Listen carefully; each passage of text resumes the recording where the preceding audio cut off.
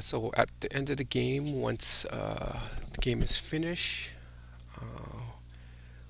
we've closed it. So the game is finished, we've closed it. You can print off the game report. So print in game. You can do box score first and second half, print.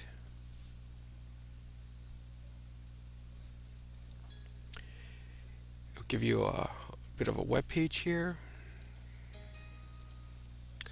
You can click on the link box score, give you the stats for that game, go file, print it on, and pass the information on to the coaches. You can always go back. You had picked. You can break out the box scores first half or box scores second half as well.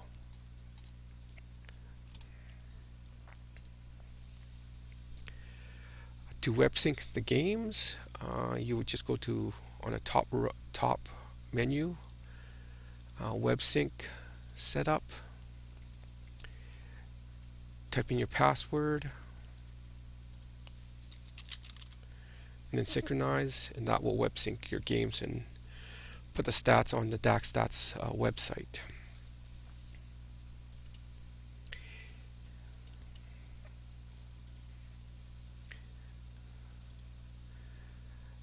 The last duty or task of the evening would be to export the game file. So under File, Export Game, you pick your season, pick your team, select which game you want to export, and in this gray box, this will tell you where you're going to export to. So this is going to be exported to C:\DakStats/2012-13. I'm going to change that to a little more friendlier. Put it under my documents.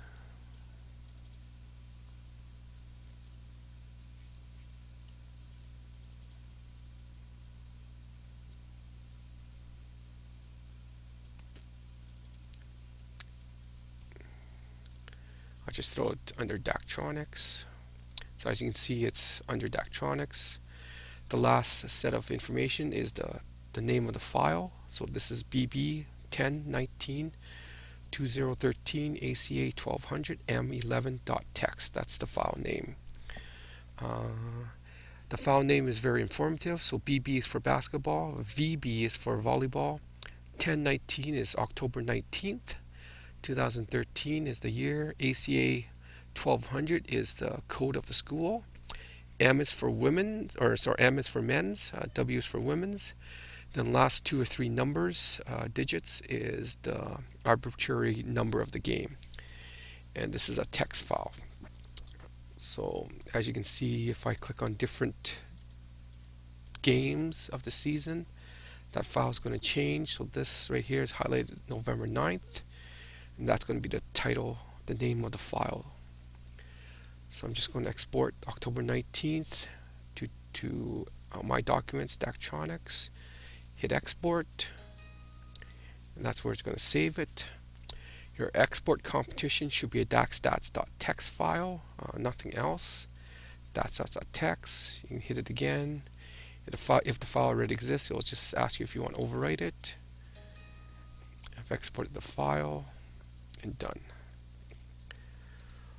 So the file that I just exported should be under Anthony Wong, Daktronics, and that's the file right there. You're going to take that file and email it to Murray Green, the ACAC statistician. At the end of the evening, there's going to be 2 of these files. One for M11 and another one probably for W11, one for men's game and one for the women's game. And that's pretty much it. Once you're done, you can close your game. And then you can see once you close the game and the game is finished, it's a 2-click mode. It should be complete. Okay. At any point you need to go back and edit some stats, you can open up that game again. You don't have to webcast since it's pretty much over. It'll take you back to this basketball mode. But if you're going to edit quite a few stats, rather than looking through all this play-by-play information, you can just exit this file, exit the basketball chart, change your view. Oh, sorry, you have to delete this game finish first. So the very last line, it has this end game. You can right click and delete that. You need to delete that before you can edit any stats. Now go to File, Exit. Go to View. You're going to view this box score by game. So box score by game. This will take you to a spreadsheets kind of style. So this has a summary of all your stats. So if I need to edit any of this information, you can do plus or minus, will increment or decrement the stats, or you can highlight and double click. If I left double click, I'll increase it by 1. Since this is going to be a fair warning, it'll say that you're trying to correct some stats, and you cannot go back to the 2-click mode. So that's fine. That's a good warning. So again, double click left will increment it. Double click right mouse button will decrease it by 1. You do that for any of these stats that you want to see.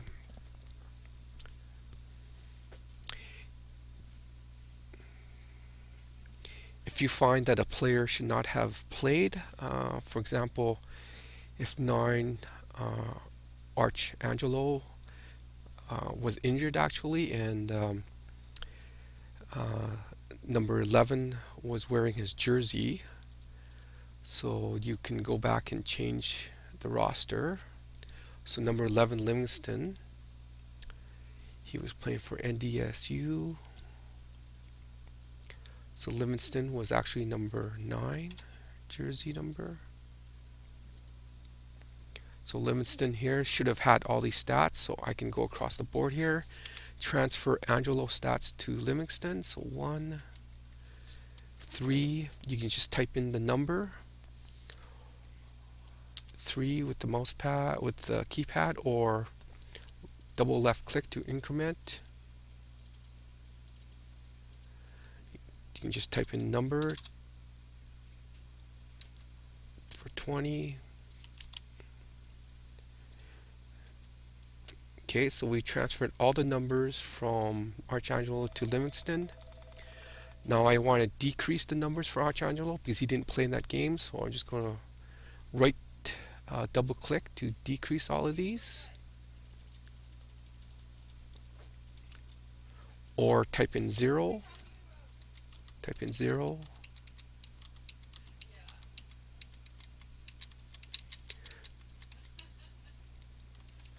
to 0 out Archangelo's stats. So that's if we're correcting stats. Once the stats are corrected, go to game control, game finish. This will lock the stats. You can update the records, go done, and then close. So those stats have been corrected. What we want to do now is web sync.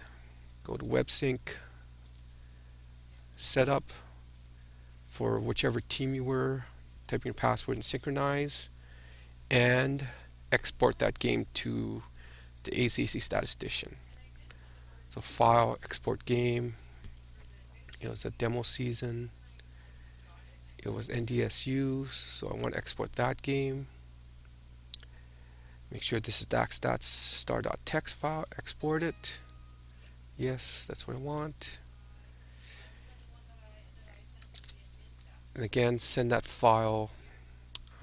It was under Daktronics. And email that file to Murray, the ACAC statistician. And that concludes the last part of this tutorial. If you have any questions, you can contact Anthony at the ACAC office. And that's it. Thank you.